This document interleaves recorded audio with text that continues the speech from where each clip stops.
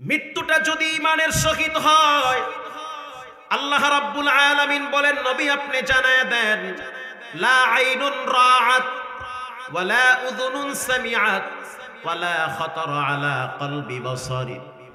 আল্লাহর রাসূল বলেন এমন একটা জান্নাত দেওয়া হবে যেই জান্নাত তুমি কোনোদিন চোখ দিয়ে দেখো নাই, কান দিয়ে শোনো নাই, যেই জান্নাতের ভিতরে 4টা নহর থাকবে। মাসালুল জান্নাতিল্লাতী ওয়িদাল মুত্তাকুন,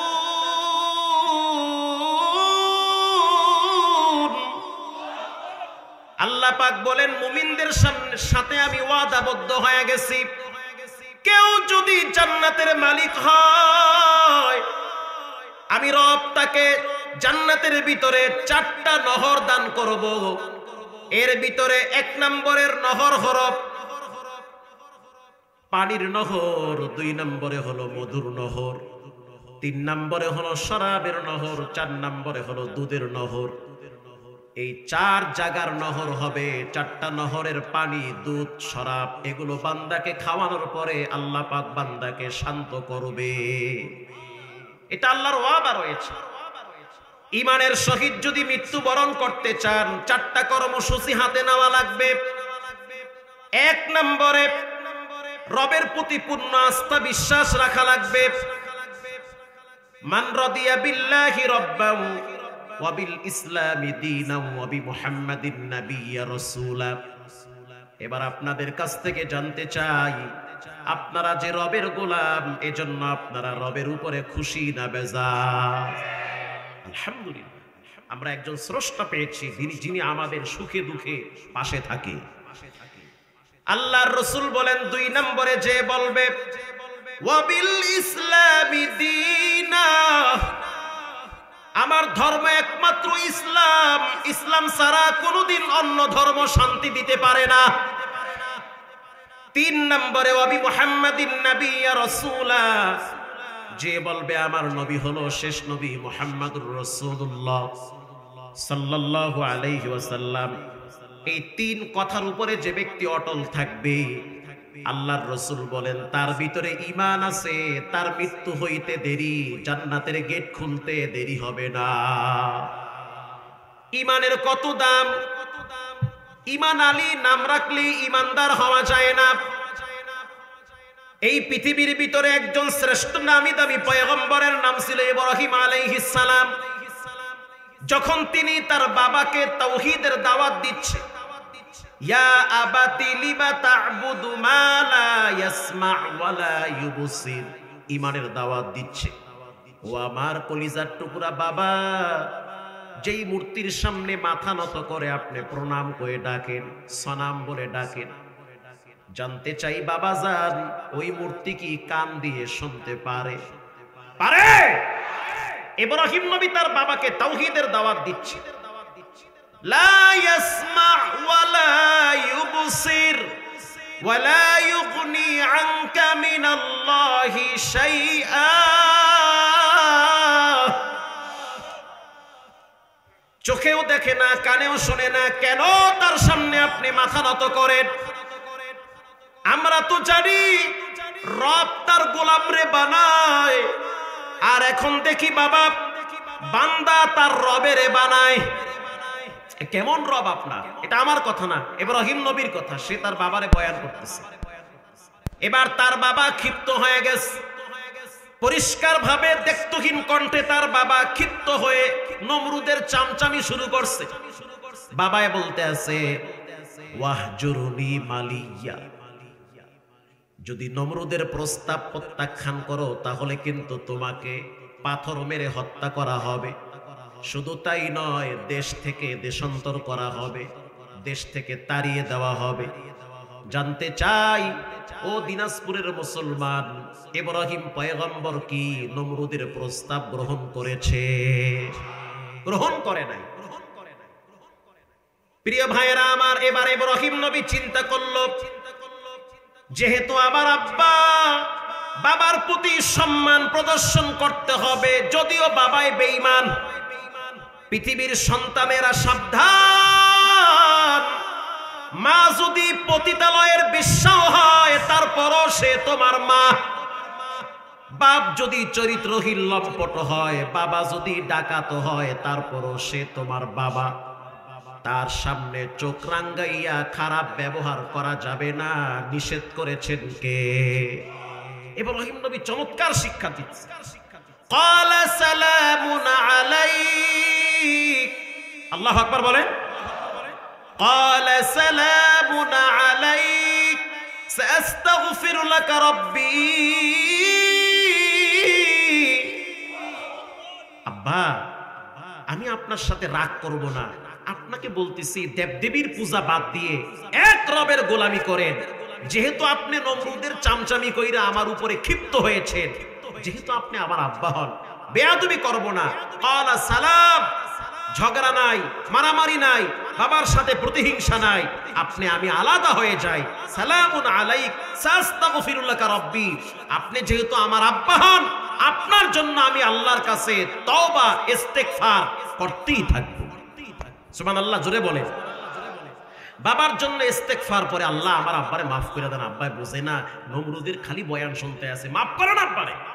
আল্লাহ কয়, ইব্রাহিম, হেদায়েতের মালিক কোন নবীর হাতে রাখি নাই, হেদায়েতের মালিক কে?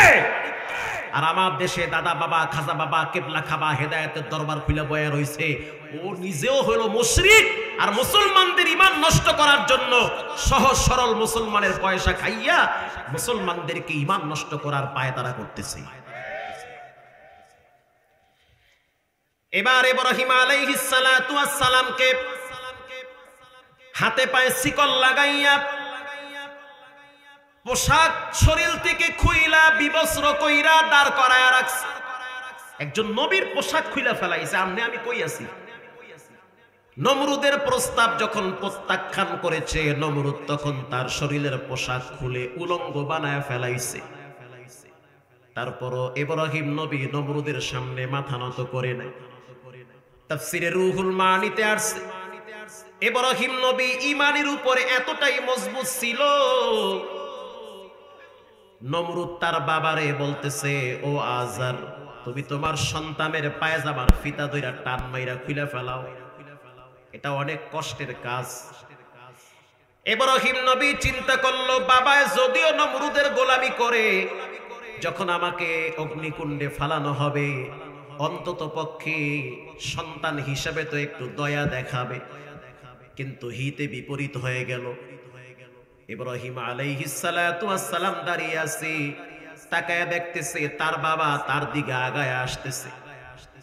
কাছে আইসা ইব্রাহিম নবীকে উলঙ্গ করার জন্য পায়জামার ফিতা ধরে টান মারছে। নাউজুবিল্লাহ বললেন না? একজন নবীর সাথে এমন বেয়াদবি, সেই নমরুদের বংশধরেরা এখনো পর্যন্ত মরে নাই। 15টা বছর দেশের আলেমদের উপরে জুলুম করেছে। ভাইরা আমার, এরপরে ইব্রাহিম নবীর মাথাটা ছিল উঁচা করা, অনেক লম্বা ছিল, সুস্বাস্থ্যের অধিকারী ছিল। যখন দেখলো তার নিজের বাবা শরীরের পোশাক, গুরুত্বপূর্ণ একটি পোশাক, পায়জামার ফিতা ধরে টান মেরে উলঙ্গ করতে চায়, তখন ইব্রাহিম নবী মাথাটা নত করে দিয়ে বাচ্চাদের মতো কাঁদা শুরু করেছে, আর বলতে আছে, দয়ার মালিক আল্লাহ, মনে করছি বিপদের সময় বাবাই বুঝি আমার মাথার উপরে বট বৃক্ষের মতো ছায়া দিয়া রাখবে, কিন্তু এখন দেখতে পাইছি আমার বাবাও তো নমরুদের চামচামি শুরু করছে। পৃথিবীর কেউ কারো আপন না, নিঃস্বার্থভাবে তোমার আমার জন্য আপন একজন, তিনি হলেন কে? তাফসীরের কিতাবে আসছে, ইন দি মিন টাইমে হযরত জিবরাইল আইসা হাজির হয়ে গেছে। আইসা বলতে আছে, ইব্রাহিম, যেই বিপদে পড়তেছো 600 ডানা আছে আমার, একটা ডানা দিয়া যদি আঘাত করি নমরুদের অগ্নিকুণ্ড বঙ্গোপসাগরে ভাসবে। আমি কি তোমার সহযোগিতায় আসতে পারি? বিপদের সময় তোমাকে আমি সাহায্য করতে চাই। ইব্রাহিম নবীর জবাব শুনলে আপনি তো আশ্চর্য হয়ে যাবেন। ইব্রাহিম নবী বলতে আছে, তোমার কোনো সহযোগিতা লাগবে না। জিবরাইল বলতে আছে, কার সহযোগিতা লাগবে তার কাছে চাও। ইব্রাহিম নবী স্পষ্ট ভাবে বলতে আছে, যার জন্য আমি আগুনে নিক্ষিপ্ত হইতেছি সে তো অন্ধ না, সে তো আমারে দেখতেছে। আমি কেন তার কাছে চাবো? সে যদি মনে করে আমাকে বাঁচানো দরকার তো বাঁচাবে। আল্লাহ পাক ডাক দিয়ে আগুনকে অর্ডার করলেন, কুলনা ইয়া নারু কুনি বারদান ওয়া সালামান আলা ইব্রাহিম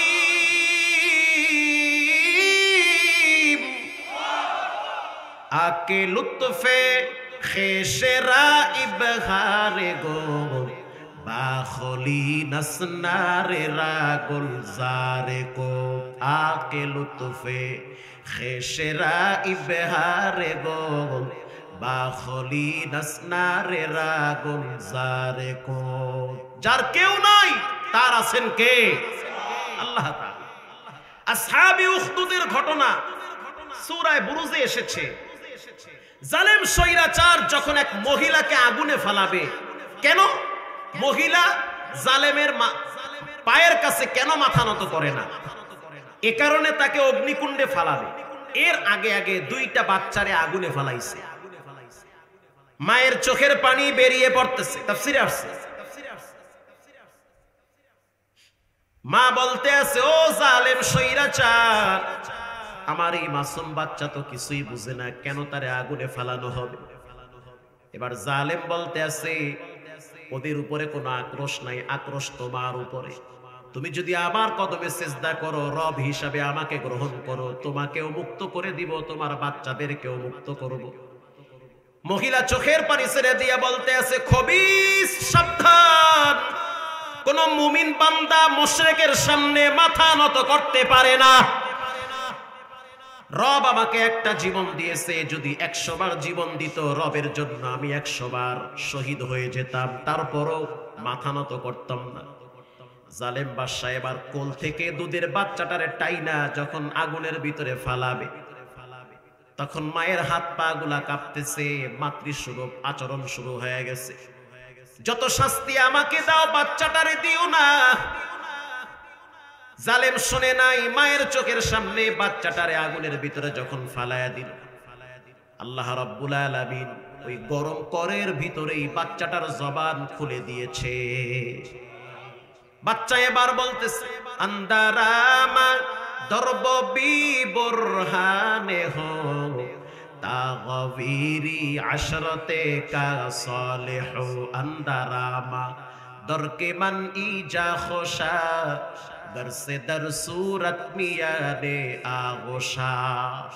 তুমি মনে করেছো এটা বুঝি আগুন? না না, আল্লাহ রাব্বুল আলামিন ঈমানদারের জন্য এটাকে ফুলের বাগান বানায়া দিয়েছে।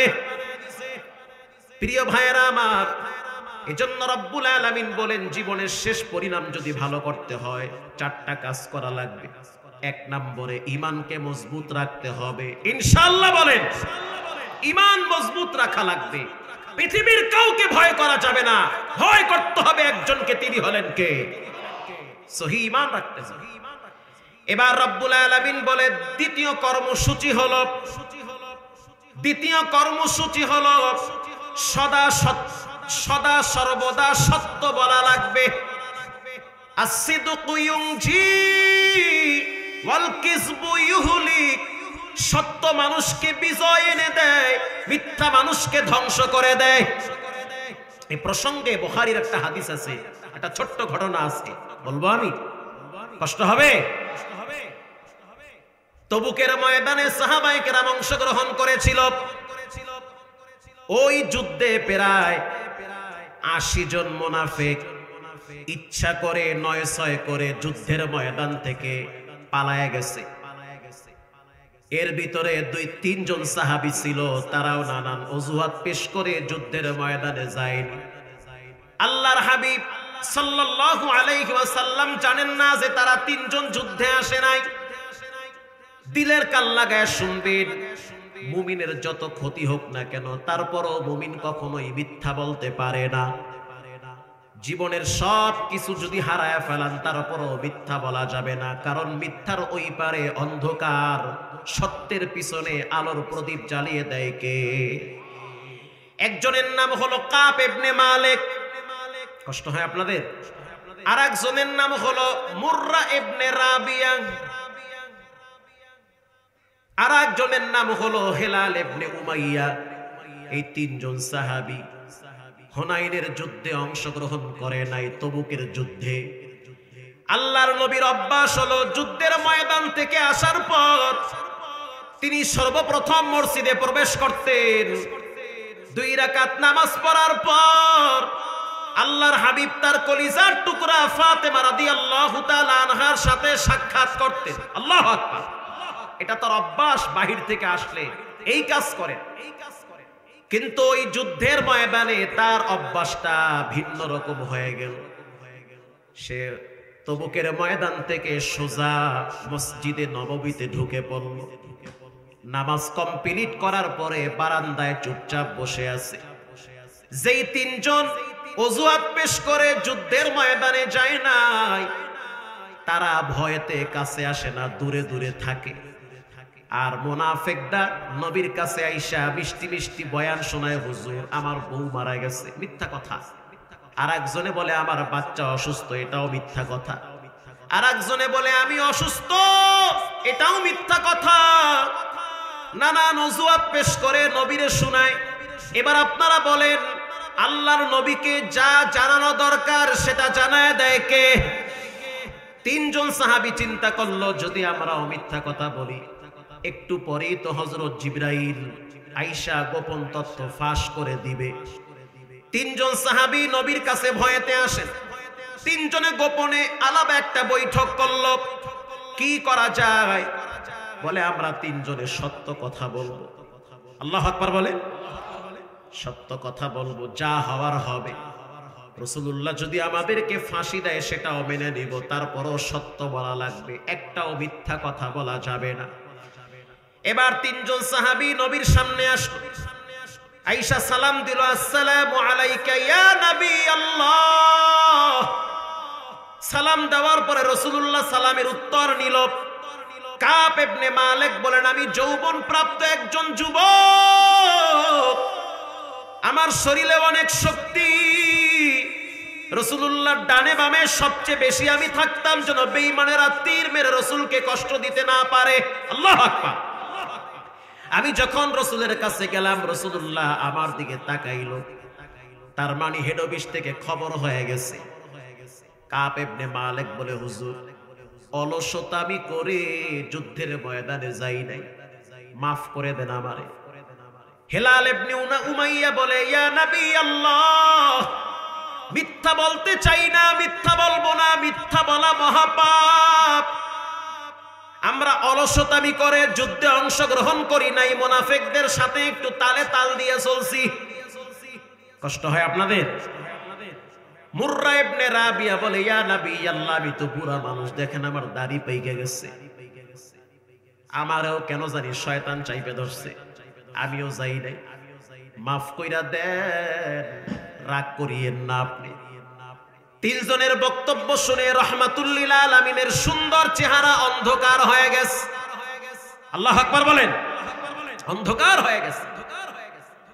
ইন দি মিন টাইমে আল্লাহর হাবিব বলল, তোমরা তিনজনে আমার দরবার থেকে চলে যাও, তোমাদের সিদ্ধান্ত আমার পক্ষ থেকে হবে না, সিদ্ধান্ত হবে কার পক্ষ থেকে? চলে যাও তোমরা। এবার এই তিনজনে চলে গেল বাসায়। সাহাবী ইকরামদেরকে জানায়া দিল, খবরদার তিনজনের সাথে কেউ কথা বলবা না। দোকানদারদেরকে জানিয়ে দিয়েছে, খবরদার এদের কাছে কেউ মাল বিক্রি করবে না। এভাবে কয়েকদিন হয়ে গেল। মসজিদে নামাজের জন্য আসে, কেউ কথা বলে না। কাব ইবনে মালিক বলেন, আমি নবীকে সালাম দেই, নবী সালামের উত্তর দেয় না, চেহারা ঘুরায় ফেলায়। এটা কি যে এক জ্বালা, যেই নবীর উসিলায় ইসলাম পাইছি, কোরআন পাইছি, সেই নবীরে সালাম দেই, নবী চেহারা ঘুরায় ফেলায়। হেলাল ইবনে উমাইয়া বলে, আমি নবীর কাছে গিয়া একটা সালাম দিলাম, রাসূলুল্লাহ দেখলাম চেহারা ঘুরায় ফেলাইছে, সালামের উত্তর দেয় না। প্রিয় ভাইয়েরা আমার, মুররা ইবনে রাবিয়া বলে, রাসূলুল্লাহ যখন মসজিদে নববীতে ইমামতি করতেন, আমরা তিনজনই সবার পিছনে দাঁড়ায় থাকতাম। রাসূলুল্লাহ যখন সালাম ফিরাইতেন, আমাদের দিকে আরে আরে তাকায় দেখতো যে আমরা আইছি কিনা। আল্লাহু আকবার। কিন্তু আমরা বুঝতে পারছি আমাদের উপরে রাসূলুল্লাহ প্রচন্ড রাগান্বিত হয়েছে। তিনজনে এবার সিদ্ধান্ত নিলাম আমরা বাহিরে বেশি ঘোরাফেরা করব না। আল্লাহর হাবিব যখন বলল এই তিনজনের স্ত্রীদেরকে জানিয়ে দাও স্ত্রীরা যেন তাদের সাথে বিছানায় না থাকে, সন্তানদেরকে জানিয়ে দাও সন্তানরা যেন বাবার সাথে কথা না বলে।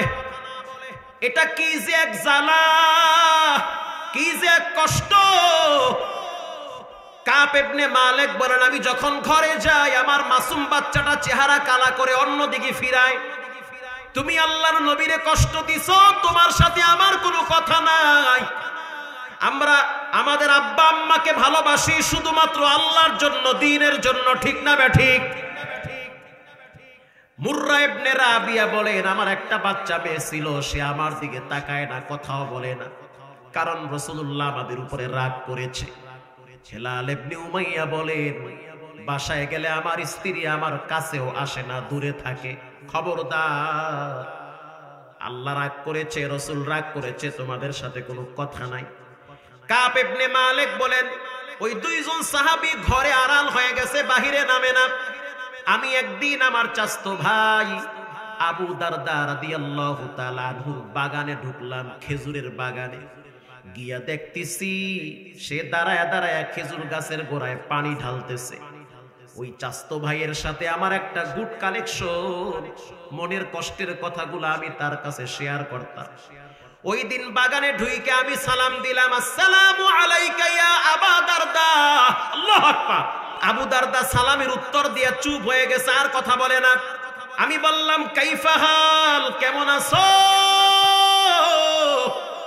আবু দারদা বলে, কেমন আছি না আছি আমার ব্যাপার, তোমার সাথে কোনো কথা নাই। কাব ইবনে মালিক বলেন, মনে হইতে আছে গোটা দুনিয়াটা আমার জন্য সংকীর্ণ হয়ে গেছে। আমি চলে গেলাম ওয়াক্কাস বাজারে। প্রতিবেশী এক রাষ্ট্রের জালেম স্বৈরাচার শাসক, বেঈমান শাসক এই ঘটনা টের পাইছে যে নবীর তিন সাহাবী, নবী তাদের সাথে কথা বলে না, তাদেরকে দূরে দূরে রাখে। ভাই ভাইয়ে ঝগড়া লাগলে মাঝখানে ঠাটকেলাস গিয়া ঘি ঢালে। তো ওই বেঈমান সুযোগ পাইছে যে দেখি একটু ডিভাইড করা যায় কিনা, আলাদা করা যায় কিনা। একজন লোক পাঠিয়ে দিয়েছে একটা চিঠি নিয়ে, হাদিসে আসছে, এই চিঠি নিয়ে ওয়াক্কাস নামক বাজারে ঘুরতেছে, কেউরে দেখায় না, কারো হাতে যেন চিঠি না পড়ে, গুপ্তচর। কাব ইবনে মালিক যখন রাস্তা দিয়ে হাঁটতো তার মাথাটা সবার উপর দিয়ে চলতো।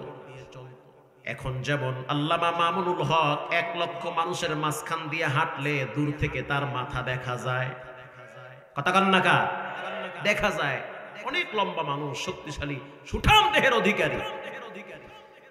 কাব ইবনে মালিক বলেন, এক গুপ্তচর আইসা ওয়াক্কাস বাজারে ঘুরতেছে আর হুসকি মারে। হঠাৎ আমার সামনে পড়ল, চেহারার দিকে তাকায় বুঝলাম এ তো ইমানদারের চেহারা না। আমি বললাম, তুমি কে? বলে, আমি আসছি ইউরোপ থেকে, রোম থেকে আসছি। কেন আসছো? বলে, তোমার নাম কি? বলে, কাব ইবনে মালিক। তুমি কি আরবি না আজমি? বলে, আমি আরবি। তবুকের ময়দানে তুমি অংশগ্রহণ করেছিলে? বলে, না, করি নাই। নানান অজুহাত পেশ করে দূরে ছিলাম। বলে, তোমার সাথে কথা আছে, আসো। এবার কাব ইবনে মালিক বলেন, সে আমাকে একটা গোপন জায়গায় নিয়ে গেছে। নেওয়ার পরে একটা চিঠি দিয়েছে, চিঠি ধরায় দিছে, এই নাও চিঠি, তোমাকে জালেম বাদশা, সে তো আর জালেম বলে না, আমরা বলি জালেম, এক বেঈমান বাদশা তোমাকে চিঠি দিয়েছে। কাব ইবনে মালিক বলেন, আমি চিঠির দিকে তাকাইয়া দেখতেছি চিঠির ভিতরে লেখা আছে, তোমাদের নবী তোমাদের সাথে কথা বলে না, তোমরা ইসলাম ধর্ম ত্যাগ করো, তোমাদের জন্য ইউরোপে সব কিছুর ব্যবস্থা রয়েছে, তোমাদেরকে সেনাপতির দায়িত্ব দেওয়া হবে। কাব ইবনে মালিক বলেন, চিঠিটা পাওয়ার পর আমি থুতু মাইরা আগুনে পুইরা ফেলাইছি। আল্লাহু আকবার। নবী আমাদের উপরে রাগ করেছে, সেটা নবীর ব্যাপার, আমার ব্যাপার, মাঝখানে তুই ফায়দা হাসিল করার কে বেটা? প্রিয় ভাইয়েরা আমার, 51 দিন হয়ে গেছে, 50 দিন, 50 দিনের ভিতরে অনেক ঘটনা ঘটে গেল।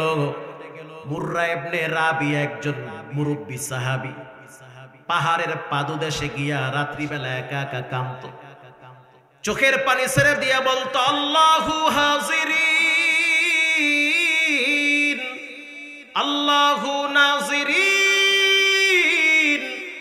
অন্ধকার রাত, কেউ নাই, ডানেও কেউ নাই, বামেও কেউ নাই।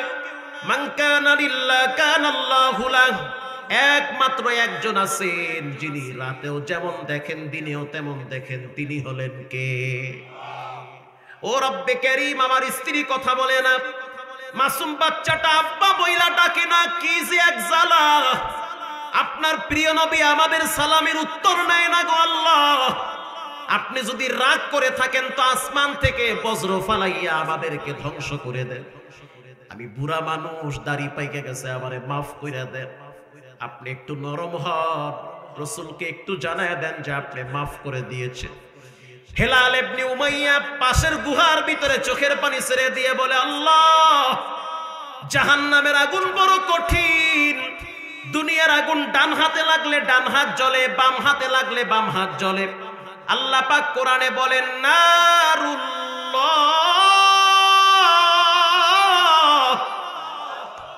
আমার আগুন, আল্লাতী তাত্তালিউ আলাল আফইদা, শরীরের যে কোনো অঙ্গে লাগলে কলিজা পর্যন্ত ভুনা হয়ে যায়। আপনারা তো দেখেন নাই রানা প্লাজার দৃশ্য, আমি তো চোখ দিয়ে দেখছি। রানা প্লাজা যেদিন ভেঙ্গে পড়েছিল, সেদিন আমি টর্চ লাইট, খেজুর আর পানি নিয়ে গিয়েছিলাম সাভারে দেখার জন্য, সহযোগিতার জন্য। তখন আমি কেরানীগঞ্জ বাজার মসজিদে জুমা পড়াইতাম। জুমার নামাজের পরে কিছু মুসল্লিদেরকে নিয়ে গাড়ি একটা ভাড়া করে চলে গেলাম সেখানে। যাওয়ার পরে যেই দৃশ্য আমি দেখলাম, মনে হয় কিয়ামতের ময়দান কায়েম হয়ে গেছে। এমন যুবকের লাশ বের করছে, যেই যুবকের পা কেটে বের করা লাগছে। এমন যুবক দেখছি, যেই যুবকের 2টা হাত কাইটা বডিটা বের করা লাগছে। এমন মেয়ে দেখছি, যার 3টা পা, হাত পা আছে কিন্তু একটা হাত নাই, 2টা পা আছে, 2টা হাত ছিল, একটা হাত কাইটা বের করার লাগছে। কেন? বলে দেওয়ালের চিপায় হাতটা আটকে গেছে, দেওয়ালও সরাইতে পারে না, হাত টানতে পারে না, হাত কাইটা বডি বের করেছে। সেখানে একটা বগুড়ার ছেলেকে আমি দেখছি, পত্রিকা আমার কাছে এখনো আছে, আমি নিজে সেখানে ছিলাম। সেই ছেলেটার নাম হলো আব্দুল কাদের। আপন 2টা ভাই সেই গার্মেন্টসে চাকরি করত। তো 2টা ভাই একই ফ্লোরে ছিল। যখন বিল্ডিংটা ভেঙ্গে পড়ল, 2টা ভাই মিশিংয়ের নিচে একটা খালি জায়গা পেয়েছে, সেখানে চুপচাপ বসেছিল। সেই রড, সিমেন্ট, বালু ভেঙ্গে যখন তাদের উপরে পড়েছিল, মাথার উপরে তক্তা ছিল, তক্তার উপরে পড়েছে, শরীরে লাগে নাই, কিন্তু চতুর্দিকে অন্ধকার, শ্বাস টানতে পারে না। আব্দুল কাদের বলেন, যখন আমি পানির পিপাসায় ছটফট ছটফট করতেছি, কিয়ামতের ময়দানের বয়ান তো আলেমদের মুখে শুনছি, কিন্তু ওই দিন আমি চোখ দিয়া কিয়ামতের ময়দান দেখে আসছি। পানির পিপাসায় যখন চিৎকার মারলাম, ডাইনে তাকায় দেখি অন্ধকার, ওই পারে কিছু মেয়েরা চিল্লাইতেছে বাঁচাও, বাম পাশে কিছু যুবক চিল্লাইতেছে বাঁচাও বাঁচাও।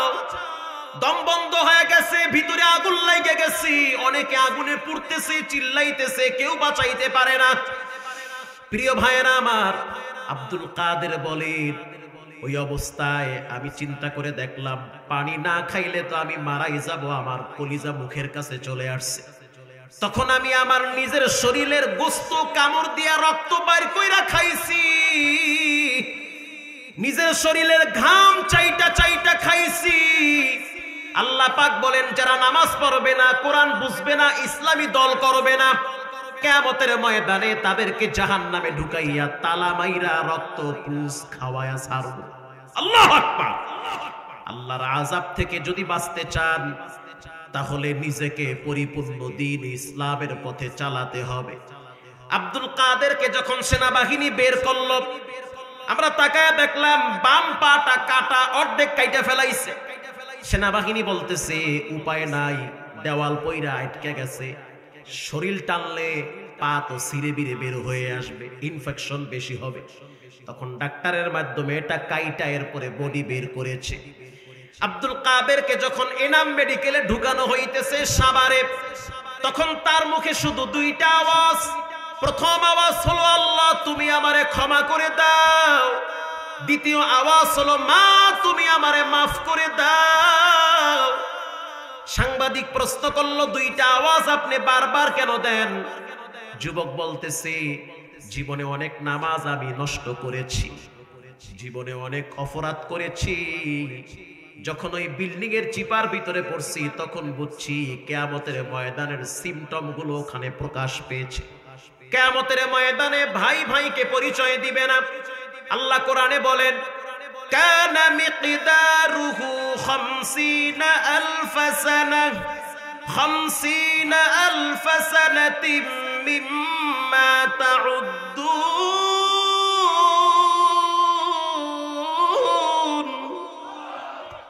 50,000 বছর দাঁড় করায় রাখবে সূর্যের নিচে।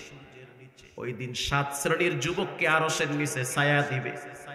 আল্লাহু আকবার বলেন। ওই যুবক, যেই যুবককে কোন সুন্দরী মেয়ে ডাকে আসো প্রেমের প্রস্তাব দিলাম, একটু পার্কে গিয়ে ঘুরে আসি, যুবক বলে ইন্নী আখাফুল্লাহ, আমি একজন রে ভয় পাই, তিনি হলেন কে?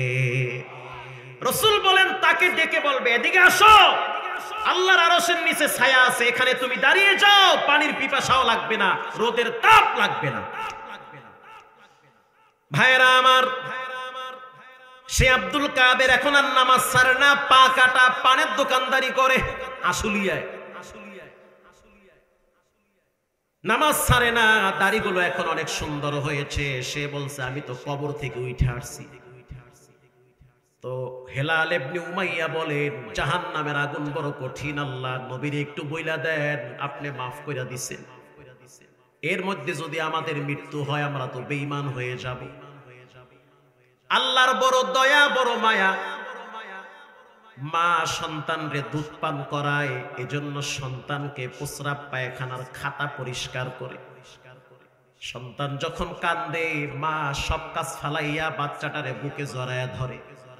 এমনও মা দেখছি নিজের 2টা কিডনি, 1টা কিডনি সন্তানকে দিয়ে দেয় বাঁচাবার জন্য। এমন বাপ আমি আমার চোখ দিয়ে দেখছি। সন্তান রাজশাহী বিশ্ববিদ্যালয়ে পড়ে, ঢাকায়, ওই বাপ বুড়া মানুষ রিক্সা চালাইয়া ছেলের ভার্সিটির খরচ দেয়। আছে না নাই? একে বলে মা, একে বলে বাবা। বাবাকে বাবা বলে ডাকলে বাবার যেমন দিলটা ঠান্ডা হয়ে যায়। জানতে চাই সন্তান রে কি বাবায় বানাইছে? বানাইছে? বানাইছে কে? আল্লাহ বানাইছে। আল্লাহ পাক বলেন ইয়া ইবাদিয়াল্লাযীনা আসরাফু আলা আনফুসিহিম লা তাকুনাতু মির রাহমাতিল্লাহ,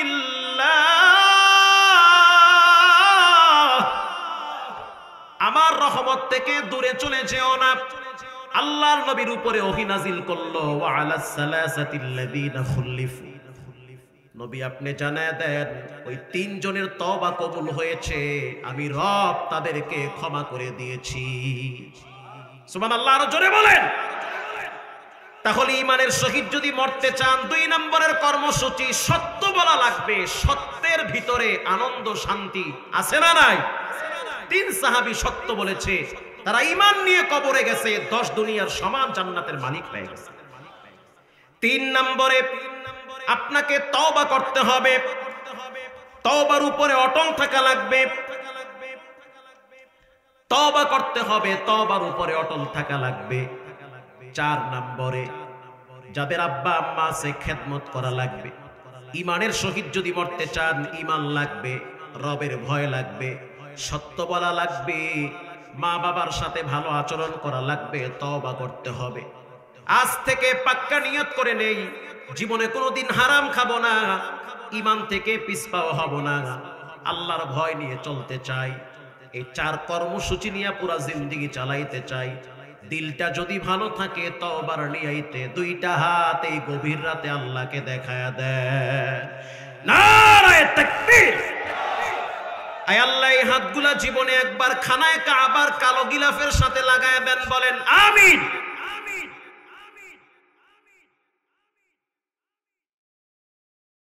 সমাধান চাও যদি জীবনে মরণে, ফিরে যাও খুঁজে নাও চোখ রাখো কোরআনে। সমাধান, ও সমাধান, তবেই পাবে সুখ শান্তির ঠিকানা, যদি মেনে নাও তুমি মনে প্রাণে। সমাধান, সমাধান চাও যদি জীবনে মরণে, ফিরে যাও খুঁজে নাও চোখ রাখো কোরআনে। সমাধান, এ বাণী সকলের নয় শুধু মুমিনের, যারাই চলবে মেনে ফল পাবে কোরআনে। এ বাণী সকলের নয় শুধু মুমিনের, যারাই চলবে মেনে ফল পাবে কোরআনে।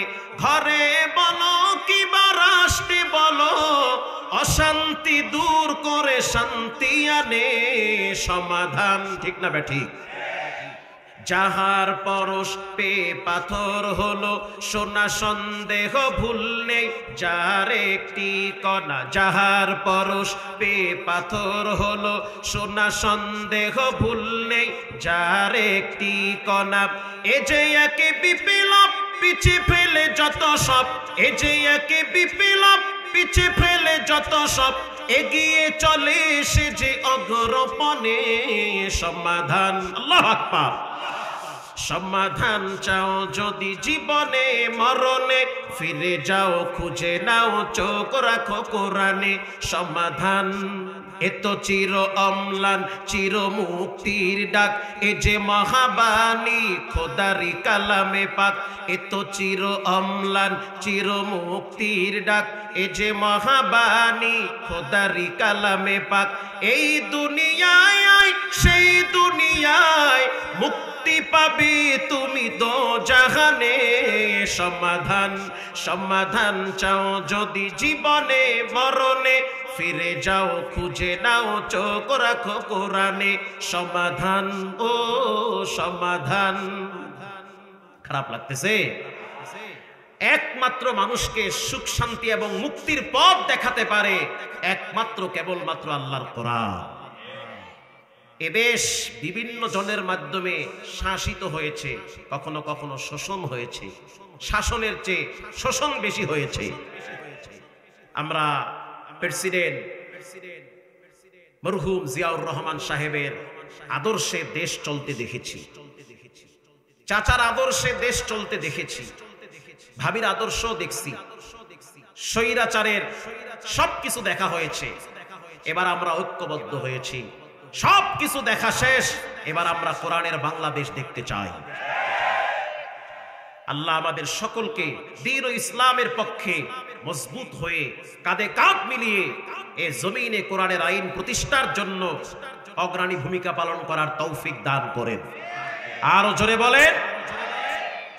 প্রিয় ভাইয়েরা আমার, আপনাদের কষ্ট হচ্ছে? আমি আর আধা ঘন্টা কথা বললে থাকবেন আপনারা ইনশাআল্লাহ। কোরআনুল কারীমে 114 সূরা, 114 সূরার ভিতরে আমি আপনাদের সামনে সূরা হামিম সাজদা থেকে একটি আয়াত তেলাওয়াত করেছি। এই আয়াতের ভিতরে আল্লাহ বলেন, তোমাদের জীবনের শেষ পরিণামটা যেন ভালো হয়, হুসনু খাতেমা, জীবনের শেষ সময়টা যেন আল্লাহর পথে কাটে। মান কানা আখির কালাম লা ইলাহা ইল্লাল্লাহ দাখালাল জান্নাহ, যার জীবনের শেষ কথা হবে লা ইলাহা ইল্লাল্লাহ, আপনার আমার প্রিয় নবী বলেন তার ঠিকানা হবে আল্লাহর জান্নাতে, মাঝখানে কোনো দেওয়াল পার্টিশন পর্দা কিচ্ছু থাকবে না। হয় না সুবহানাল্লাহর আওয়াজ? আরো জোরে বলতে হবে সুবহানাল্লাহ। খাতেমা বিল খায়ের, জীবনের শেষ পরিণামটা যেন ভালো হয়। কোরআনুল কারীমে 114 সূরার ভিতরে একটি সূরার নাম সূরা হামিম সাজদা। যদি আপনি এই সূরাটার দিকে তাকান, দেখবেন শুরুতেই লেখা আছে হামিম। তানজিলুম মিনার রহমানির রহিম। মনিটরের স্থান আর একটু দেন। আরো একটি সূরা আছে, সূরার নাম সূরা ইয়াসিন। যদি আপনি তাকান দেখবেন লেখা আছে ইয়াসিন। রাসূলুল্লাহ বলেন, কেউ যদি ফজরের নামাজের পরে সূরা ইয়াসিন তেলাওয়াত করে, ওই দিন যদি তার মৃত্যু হয়, সে হাসতে হাসতে আল্লাহর জান্নাতের মেহমান হয়ে যাবে। সুবহানাল্লাহ। পয়রেন চাচা, খালি বিড়ি টাইনেন না। আমাদের মুরব্বীদের পকেটগুলা চেক করলে বিড়ি আর গুল পাওয়া যায়, আর বাবা জর্দা আর মধুপুরি জর্দা পাওয়া যায়। অথচ একজন মুমিনের পকেটে থাকা উচিত একটা মেসওয়াক আর একটা আতর। এটা তো নাই। বিড়ি মিড়ি খাইয়ে নামাজে খাড়ায়, পাশের জন্য বমি করে দেয় নামাজের মধ্যে। এরকম একটি সূরা, সূরার নাম সূরা রহমান।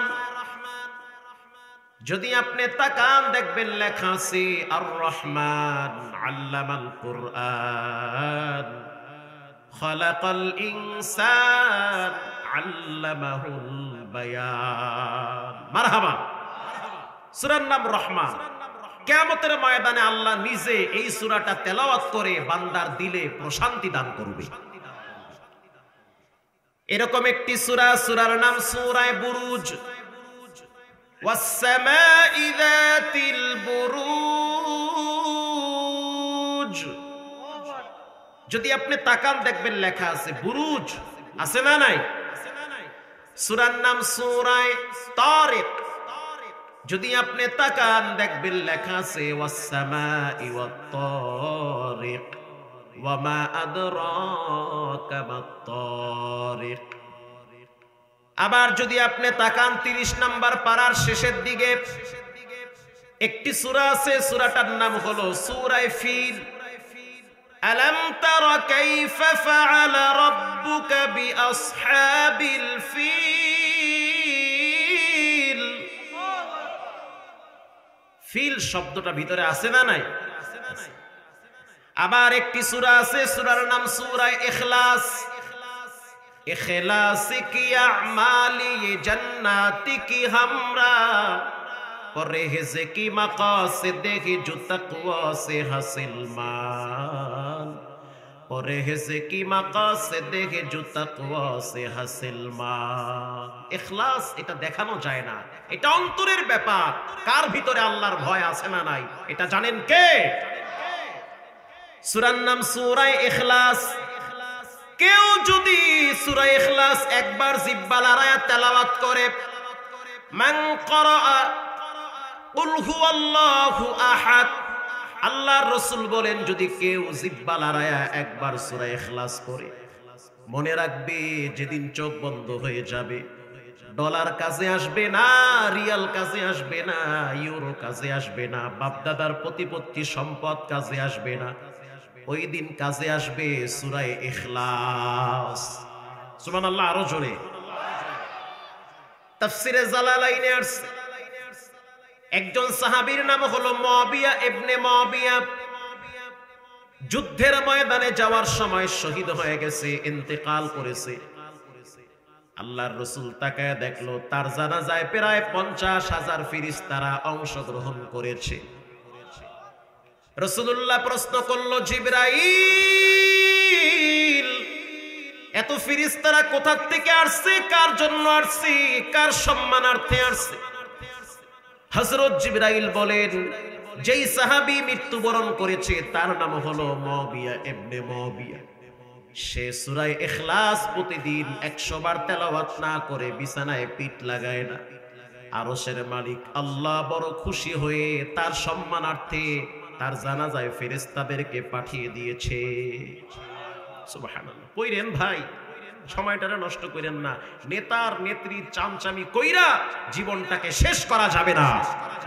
কোরআন তেলাওয়াত করেন, 2-4টা আয়াতের তরজমা পড়েন, কাজে আসবে। প্রিয় ভাইরা আমার, সূরা ইখলাসের দিকে তাকাইলে ইখলাস শব্দ দেখা যায় না। কুল হুয়াল্লাহু আহাদ আল্লাহুস সামাদ লাম ইয়ালিদ ওয়া লাম ইউলাদ ওয়া লাম ইয়াকুল লাহু কুফুয়ান আহাদ। ইখলাস শব্দ ভিতরে শোনা যায়, দেখা যায় না। আবার এর পাশে একটি সূরা আছে, সূরার নাম সূরা মুলুক। যদি আপনি তাকান দেখবেন লেখা আছে মুলুক শব্দটা ভিতরে দেখা যায়। কেউ যদি ইশারের নামাজের পর সূরা মুলুক তেলাওয়াত করে, আল্লাহর রাসূল বলেন অন্ধকার কবরে রব্বুল আলামিন নূরের বাতি জ্বালায়া দিবে। তাবারাকাল্লাযী বিয়াদিহিল মুলক ওয়া হুয়া আলা কুল্লি শাইইন কাদির।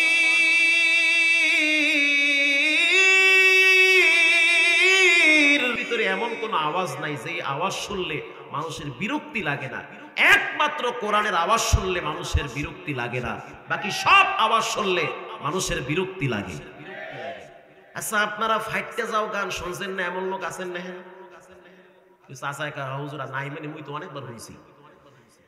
ফাইটতে যাও গান এক সময় মার্কেটে অনেক চলছিল, এখন চলে? ফাইটতে যাও তো হে সিটের ভিতরে দৌড় করছে, হে তো আর দেশেই নাই, হে তো জিকিরের হালতে আছে বিদেশে গিয়ে।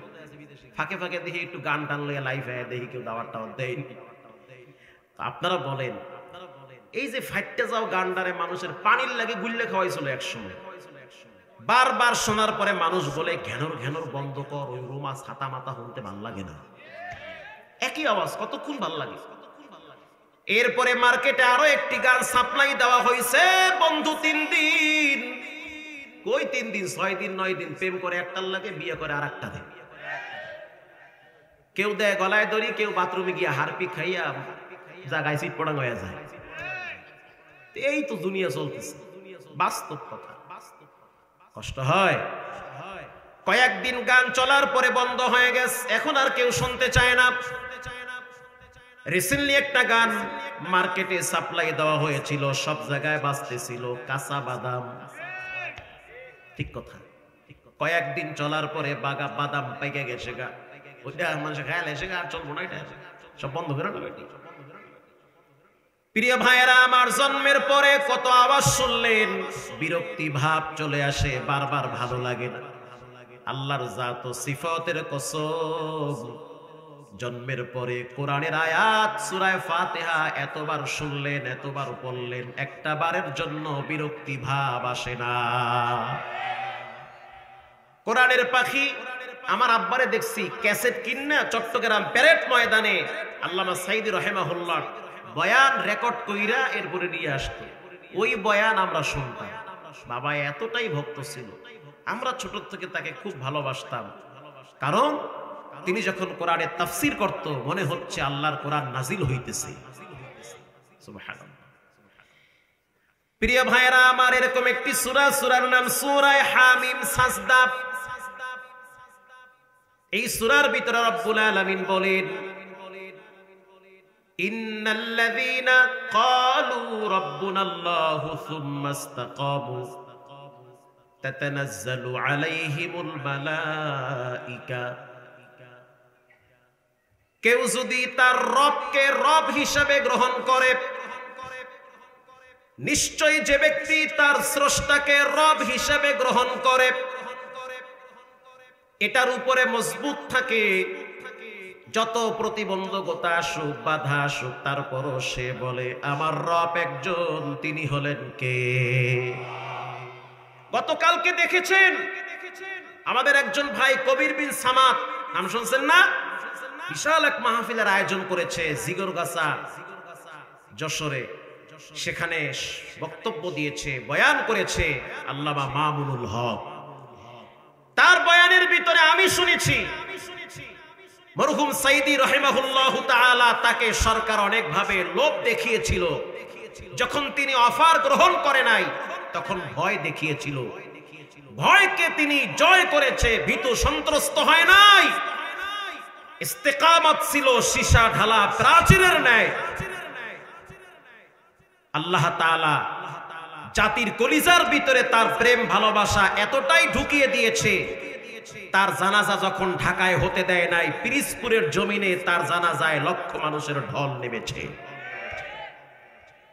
শুধু রব এই শব্দটার উপরে ইস্তেকামাত থাকার কারণে পৃথিবীর সবাই যদি রবের গোলামিও না করে আমাকে একাই করতে হবে।